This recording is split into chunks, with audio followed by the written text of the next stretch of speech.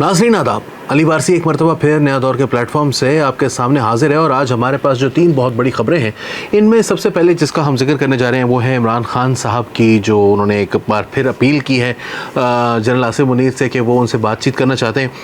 वो रूटीन की बात है, कोई बड़ी खबर नहीं है, कोई हेडलाइन नहीं है, लेकिन उन्होंने एक बात की है जो कि हम आपको बताएंगे, जो कि मेरे नज़दीक बहुत ही एक अफसोसनाक खबर है, लेकिन खबर है।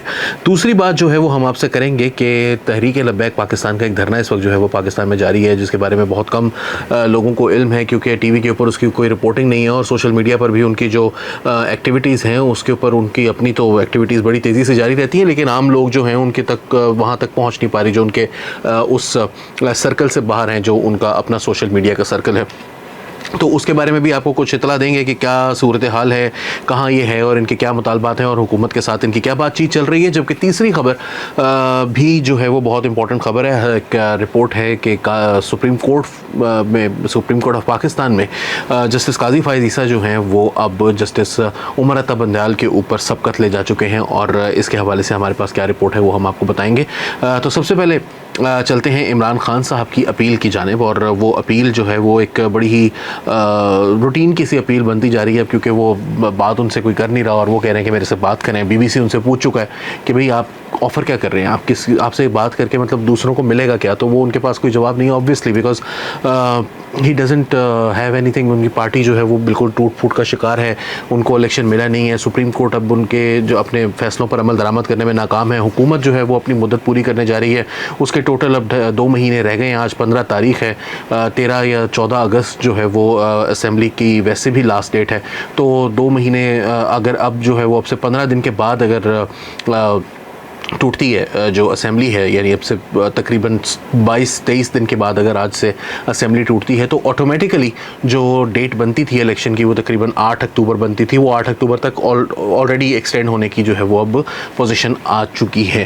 तो इमरान खान साहब जो हैं वो अब कह रहे हैं कि जी मुझसे बात करें, साथ साथ वो ये भी कह रहे हैं कि सब कुछ आर्मी कर रही है। आर्मी से वो मांग क्या रहे हैं, we have no clue, because Imran Khan साहब को जो इलेक्शन चाहिए था वो तो अब उनको मिल ही जाएगा। अक्टूबर से पहले अब इलेक्शन मुमकिन नहीं है, असेंबलियाँ ख़त्म हो रही हैं, सब दोनों जो ऊपर नीचे असेंबलियों के इलेक्शन होने थे, सूबाई असेंबलियों के और नेशनल असेंबली के, वो भी अब एक साथ ही होने हैं, वो भी अब ऑब्वियस है। तो एग्जैक्टली इमरान खान साहब लीगली क्या मांग रहे हैं वो हमें नहीं पता। जो इलीगली वो मांग रहे हैं वो ये है कि आर्मी जो है वो इंटरवीन करे और जो उनके ऊपर मिलिट्री कोर्ट्स के अंदर लगने वाले हैं, उनके ख़िलाफ़ जो केसेस हैं और उनकी जो अल कादिर ट्रस्ट वगैरह की नैब की जो इंक्वायरीज़ हैं और उनकी जो दीगर करप्शन के केसेस हैं, उनके अंदर जो है या उनकी जो पार्टी ने जो कुछ 9 मई के वाक़यात में किया उसके हवाले से जो कुछ उनके साथ होना है वो ना किया जाए और वो उनसे कुछ माफ़ी तलाफ़ी कर लें, लेकिन साथ साथ जो है वो इल्ज़ामात भी लगाते रहते हैं। आज उन्होंने जो बात की है ना वो बड़ी ही अफसोसनाक है।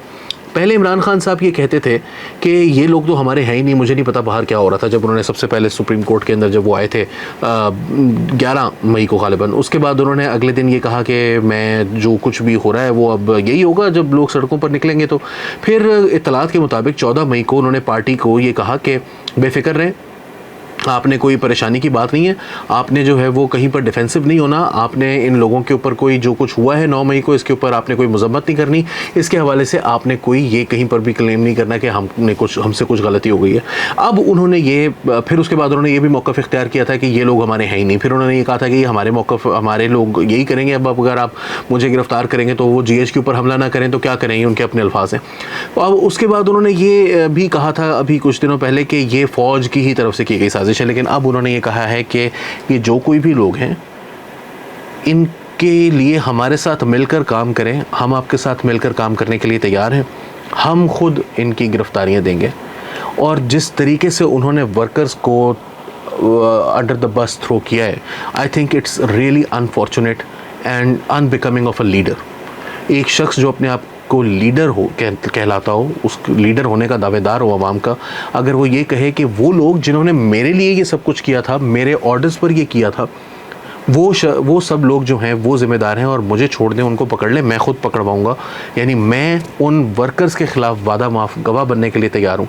तो इससे ज़्यादा अफसोसनाक और चले छोड़े, मैं मज़ीद कोई अल्फाज इस्तेमाल नहीं करता, इससे ज़्यादा अफसोसनाक बात नहीं होती कोई। दूसरी खबर की तरफ हम चलेंगे आपके साथ। बाकी जो इमरान खान साहब की फ्यूचर है उसके बारे में हम आपको बता चुके हैं, चलना मिलिट्री कोर्ट्स में ही है। शायद ये हुकूमत नहीं चलाएगी, लेकिन ये हुकूमत जो है वो तो ख़त्म होने वाली है। जैसे ये ख़त्म हो जाएगी उसके बाद केयर टेकर गवर्नमेंट होगी और फिर कोई मोरल हाई ग्राउंड लेने वाला मौजूद नहीं होगा। पीपल्स पार्टी ये नहीं कह सकेगी, वो डिक्टेट नहीं कर सकेगी अपनी टर्म्स। मुस्लिम लीग नून का वो फैक्शन जो अभी कहता है कि हमने इमरान खान को जो है वो मिलिट्री कोर्ट्स में ट्राई नहीं करना, वो डिक्टेट नहीं कर सकेगा अपनी टर्म्स। और जो केयर टेकर गवर्नमेंट होगी वो इनमें से किसी की मर्जी के ऊपर चलेगी नहीं। तो इमरान खान साहब का जो फेट है वो सील्ड है। हाउएवर फ़िलहाल शायद उनका मिलिट्री कोर्ट्स में जो है वो मामला ना जाए कुछ दिनों तक। कुछ दिनों के बाद उन्होंने बहरहाल जाना वहीं है, उनका फेट सील्ड है। जो अगली खबर है नाजरीन वो है तहरीक लब्बैक पाकिस्तान के धरने की। तो तहरीक लब्बैक पाकिस्तान का जो धरना है, अब से कुछ देर पहले हमने कुछ वीडियोस देखी जो कि जिनके मुताबिक वो खारियां जेहलम के करीब है, वहाँ पर पहुँच चुकी हैं और पहुँच चुका है ये जो उनका जो कॉन्वॉय है। और हर शहर के अंदर मुख्तलिफ़ तरीक़ों से जो है वो दाखिल होते हैं। कहीं पर वो चिंची रक्षों के अंदर दाखिल होते हैं, कहीं पर रक्षों पर, कहीं पर मोटरसाइकिलों पर, एक जगह पर घोड़ों पर बैठकर। और अब जो खारियां के अंदर उनके दाखिले की वीडियो है वो भी जारी की गई है तहरीक लब्बैक पाकिस्तान के जो वर्कर्स हैं और सोशल मीडिया टीम्स हैं उनकी जानिब से। तो उसमें देखा जा सकता है कि हाफिज़ साद रिजवी जो हैं और उनके जो दीगर साथी हैं वो भागते हुए आगे की तरफ बढ़ रहे हैं। तो अब दौड़ते हुए वो जो है वो खारिया में दाखिल हो रहे हैं। तो उन्होंने इस्लामाबाद की तरफ मार्च का ऐलान कर रखा है। उनके कुछ मुतालबात हैं, अजीबोगरीब से मुतालबात हैं। मिसाल के तौर पर मरासला लिखना है जी कि एक डॉक्टर आफिया सिद्दीकी की रिहाई के लिए अमेरिका को मरासला लिखना है। अब आई डोंट नो कि इस मरासले से क्या होगा जब उनकी अदालत फ़ैसला दे चुकी है। तो उस अदालत के अंदर अगर या तो आप कोई रिव्यू पटिशन वगैरह फ़ाइल करें जाकर और कोई उनको लीगल असिस्टेंस दें फिर तो ठीक है, मगर क्या मतलब है, आपका क्या ख्याल है कि बाइडन साहब जो हैं वो तहरीक लब्बैक पाकिस्तान में एक दौड़ के खारिया में दाखिल होने और इस्लामाबाद में मतलब सर के बल जैसे भी वो दाखिल होते हैं, वो दाखिल होने के बाद वहाँ पर वो कुछ दिनों के लिए धरना देंगे तो what does it change in America में तो कोई फ़र्क नहीं पड़ेगा। इनके साथ जो हुकूमत है वो भी कर रही है, मुज़ाकरात कर रही है। तो वज़ीर दाखिला राना सनाउल्लाह साहब हैं और वफाकी वज़ीर बराए इक़्तिसादी उमूर सरदार अयाज सादिक, ये दोनों जो हैं वो मुलाकात कर रहे हैं TLP के वफ़द से। इसमें डॉक्टर शफ़ीक अमीनी, ग़ुलाम अब्बास फैज़ी, मुफ्ती मोहम्मद उमैर अल अज़हरी, मौलाना ग़ुलाम गौस बगदादी और जिलान शाह पर मुश्तमिल TLP की मुज़ाकराती टीम जो है उससे मुज़ाकरात हुए हैं। जिन चीज़ों के ऊपर उनका इत्तफ़ाक़ हुआ है वो ये कि जी ये जो स्पीडी ट्रायल वाला मामला है जो मैंने अभी आपको बयान किया उसके ऊपर, इसके अलावा सोशल मीडिया से गुस्ताखाना और गैर महज़ब मवाद हटाने के लिए फ़िल्ट्रेशन निज़ाम लगाया जाए। मुक़द्दसात इस्लाम की तज़हीक को रोकने के लिए पहले से मौजूद इदारे की सलाहियत और इस्तादाद को मज़ीद बढ़ाया जाएगा ताकि वो अपने काम को मौसर तरीके से सरअंजाम दे सके। महकमा इंसदाद गुस्ताखाना के बाकायदा क़याम की तरफ कदम उठाया जाएगा। डॉक्टर आफिया सिद्दीकी की रिहाई के लिए वज़ारत ख़ारजा आइंदा 3 रोज़ में अमरीकी हुकूमत के नाम मरासला जारी करेगी। डॉक्टर आफिया सिद्दीकी की वतन वापसी के लिए हुकूमत मज़ीद संजीदा इक़दाम उठाएगी। तहरीक लब्बैक पाकिस्तान के ख़िलाफ़ पेमरा और PTA के तमाम नोटिफिकेशंस को डीनोटिफाई किया जाएगा, ये उन्होंने कहा है, जो कि एक इंपॉर्टेंट चीज़ है।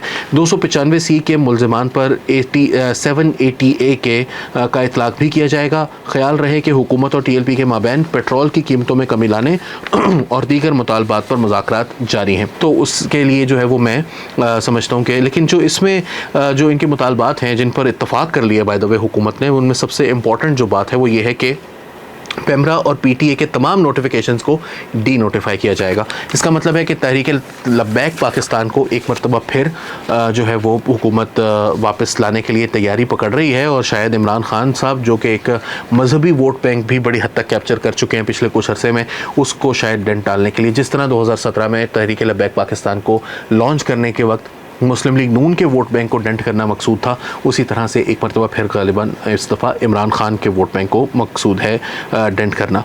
फाइनली हम आते हैं सुप्रीम कोर्ट के अंदर क्या हो रहा है। ये एक इंतहाई अहम रिपोर्ट है जो कि एक्सप्रेस ट्रिब्यून के अंदर छपी है और इसके जो रिपोर्टर हैं वो हसनात मलिक हैं, पाकिस्तान के एक बहुत ही मंझे हुए सीनियर कोर्ट रिपोर्टर। और उन्होंने जो है वो ये बात लिखी है कि जो उसका टाइटल है वो बड़ा ही इंटरेस्टिंग है, balance shifts away from CJ Bandial. जो असल बात है वो ये कि अगर CJ बंदयाल से बैलेंस शिफ्ट हो रहा है तो वो किसकी तरफ हो रहा है, वो ये है कि काजी फायज़ ईसा साहब की फेवर में हो रहा है। और उसकी वजह वो ये बताते हैं कि जो मुसरत हिलाली जो कि अभी गुज़िश्ता रोज़ यानी 14 जून को जो सुप्रीम कोर्ट में एलिवेट हो चुकी हैं, उनकी ऑफिशियली एलिवेशन जो है वो उसकी जेसीपी ने मंजूरी दे दी है। तो अब उसके कुछ पार्लियामेंट की कमेटी को जाता है और फिर उसके बाद ऑब्वियसली उनकी इंडक्शन होती है सुप्रीम कोर्ट में। वो उसके अमल से शुरू हो गया। जेसीपी की अप्रूवल आ चुकी है जो कि प्राइमरी बॉडी है, उसकी अप्रूवल के लिए वो वहाँ से शुरू हो चुकी है। तो मुसरत हिलाली के आने से जो पहले भी सुप्रीम कोर्ट के अंदर जो बैलेंस ऑफ पावर था वो बस एक जज का मामला था, और वो जज जो थे वो 8 थे सीजे बंदयाल के साथ, जिनका दावा है कि वो 8 उनके साथ हैं। दूसरी जानिब जो है वो 7 लोग थे। तो अब मुसरत हिलाली के आने से वो एक तो पहली बात यह कि 8-8 हो चुका है। और ये बात उन्होंने जो है तारिक महमूद खोखर हैं जो कि अटॉर्नी जनरल रह चुके, एडिशनल अटॉर्नी जनरल रह चुके हैं पहले, और उन्होंने ये कहा है कि ये जो कोलैप्स है पूरा जो जिसको वो उन्होंने तो इस अल्फाज में नहीं, लेकिन मैं चलें कोलैप्स को उनका वर्ड उन्होंने यूज़ किया। उन्होंने कहा कि जो लॉन्ग प्रोसेस ऑफ कोलैप्स है ये कंप्लीट हो गया। और उन्होंने कहा it is the cause and consequence of the shift of power. Her elevation tip the balance of power in the supreme court के सुप्रीम कोर्ट के अंदर जो बैलेंस ऑफ पावर है वो अब टिप हो चुका है दूसरी साइड पर। लेकिन मैं ये समझता हूँ कि जो पाकिस्तान की हाइब्रिड रजीम थी वो बदस्तूर बतदरीज अनफोल्ड हुई है। सबसे पहले जनरल फैज़ हमीद साहब जो हैं वो आईएसआई के ओहदे से अपने हटे, उसके बाद इमरान खान साहब गए, उसके बाद जनरल बाजवा साहब गए, और अब जो है वो उनके उस हाइब्रिड रजीम के जो अदालती रेमनेंट्स हैं उनमें से एक बहुत बड़ा जो है वो हर्डल वापस ट्रांजिशन का, इस सारे जो काम ख़राब हुआ था उसकी जो वायलेंट किस्म की एक रीसेटिंग हो रही है, उसके अंदर जो एक फ़ाइनल कॉग्स हैं चंद वो अब आहिस्ता आहिस्ता अपनी पोजीशन पर आ रहे हैं। तो उसमें एक और जो असद अली तूर साहब जो है उन्होंने अपना वीलॉग भी किया और उन्होंने कहा कि ये सिर्फ 8-8 नहीं हुआ बल्कि मामला इससे आगे चला गया। अहमद अली शेख साहब इसके बारे में लिखा है उन्होंने कि अहमद अली शेख साहब जो कि सिंध हाई कोर्ट से चीफ जस्टिस है, पिछले 6 साल से सिंध हाई कोर्ट के चीफ जस्टिस हैं, और उनको इसलिए एलिवेट नहीं किया गया सुप्रीम कोर्ट में कभी क्योंकि उनके मुनीब अख्तर साहब से किसी मामले पर इख्तलाफ हुआ था एक जज साहब की, क्योंकि घर की कोई इवेंट था शादी का, तो वहाँ पर, तो इस वजह से उनको कभी एलिवेट नहीं किया गया। तो अभी भी उनको काजी फायजीसा साहब जो हैं वो एलिवेट करें, लेकिन ज़्यादातर जो जेसीपी के मेंबर्स हैं वो इस हक़ में नहीं है क्योंकि उनके जो अक्टूबर 2023 में वो 62 बरस के हो जाएंगे और उनकी रिटायरमेंट होने वाली है। तो वो चाहते हैं कि वो ना ही आएँ और अब वो रिटायर हो जाएं और कोई और उनकी जगह आ जाए जो कि सुप्रीम कोर्ट जाए। लेकिन उनकी रिटायरमेंट से पहले काजी फायजीसा साहब जो हैं वो सुप्रीम कोर्ट के चीफ जस्टिस बन जाएंगे और फिर काजी फायजीसा साहब जो हैं वो जेसीपी की मीटिंग भी बुला सकते हैं और फिर हो सकता है कि उनके हक़ में फ़ैसला आ जाए, क्योंकि देखें 2-3 लोग तो उनके अपने मतलब लाइक माइंडेड जजेस होंगे ही supreme court judicial commission of Pakistan में। 2 हुकूमत के वोट मिल जाएं तो काफ़ी हद तक जो है वो मामला सेट हो सकता है उनके अहमद अली शेख के बारे में। लेकिन असद अली तूर साहब को मैंने जिक्र किया,